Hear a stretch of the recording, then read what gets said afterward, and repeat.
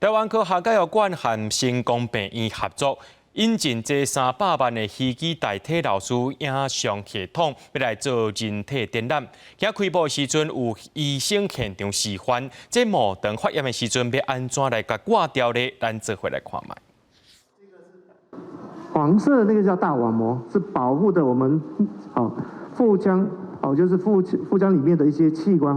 然后慢慢的你可以看到怎样，后面这个后面可以看到最后2个后腹腔2个肾脏。小儿科的医师用这台介绍超过300万的虚拟代替老师的影像系统，解说讲哪种发生膜肠炎，爱挂的膜肠是倒一个部位，对人体的表皮层、真皮层，各有到器官的组织。影像是真逼真，人体奥秘是台湾科学教育馆的常识展，这届和成功病院合作，甲展览全面换新，嘛用专业的器材，让民众了解医学的知识。可以透过这样子的展览，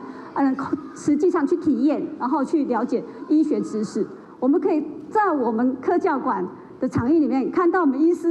他可以亲自的去模拟开刀的一些场景。展览使用真侪科技，民众也会当体验，倒伫床的顶面，就通看到心跳佮有喘气的数据。我们运用了一个雷达感测的装置，那你可以躺在这个我们现场的这个床上呢，你就可以侦测你的心跳跟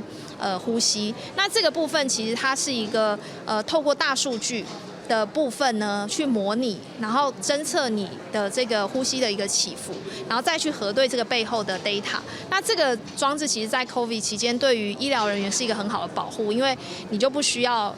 近距离的接触病人。这个展览用2-3天的时间去规划完成，让大人囡仔认捌人体的皮肤、心脏、肺部、子宫、免疫、大脑、胃肠的运作。展览也会定期邀请专科医师和民众解说。记者柯家山庄水由台北报道。